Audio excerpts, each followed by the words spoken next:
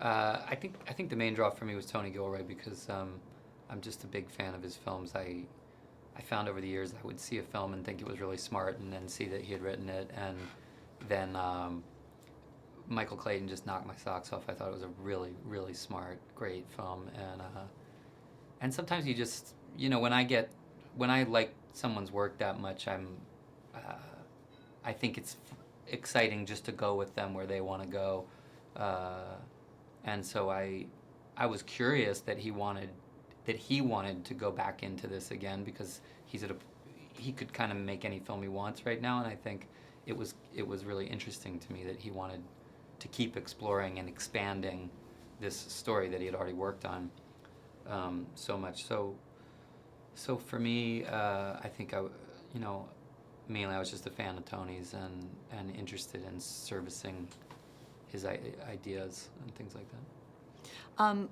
We've all, the cool thing about this movie to me is that we've all known that there was something going on behind the scenes. It couldn't just be what we've been seeing all these years in the first three films.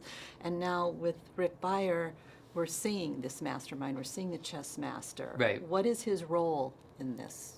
Well, I think that, if you think about like those Russian dolls where there's little ones inside of bigger ones inside of bigger ones, he's like the next level of Russian doll around everything that you've seen in the first three Bourne things. So it's like it's the next chapter, and in it Tony's kind of taking you one level wider so that you can see sort of the matrix of programs and agendas that was nestled within, and now you realize there's a lot going on in parallel that's going to be affected by it, and my character is sort of the linchpin of that. He's the one that you realize has been keeping tabs on this the whole time and debating what he's going to have to do and when he's going to have to step in, and it's kind of fun in that way, because it's not an inauthentic left turn out of the old. It's like a direct line out of the back end of the last ones into this next sort of set of chapters. Is he a man who can let the morality or the ethics of the decisions he has to make get in his way of what he needs to do?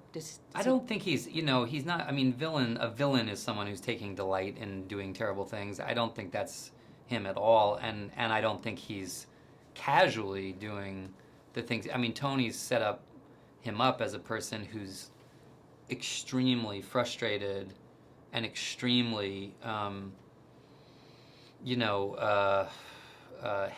hesitant, but he's thinking long and hard about trying to do everything he can do except the worst things, and when it comes to the time he feels like he has to do the worst, it's he looks like he's a person who's like a truck's hit him. I mean, it's like he's not happy about it, but I think he sees it all as part of the very, very difficult nature of the job.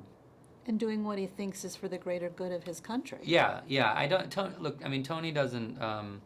He hasn't painted any kind of heroes and villains in this, and indeed, even though Jeremy's character is sort of having the worst week of all of them, it's like he's a part of this. He's a willing participant in a system that comes with certain rules, and those rules are kind of coming to bite him in the ass. But I think Tony's created three characters who are all interweaved with each other in a system that he's kind of suggesting has a lot of darkness in it. Thank you. Yeah. You have some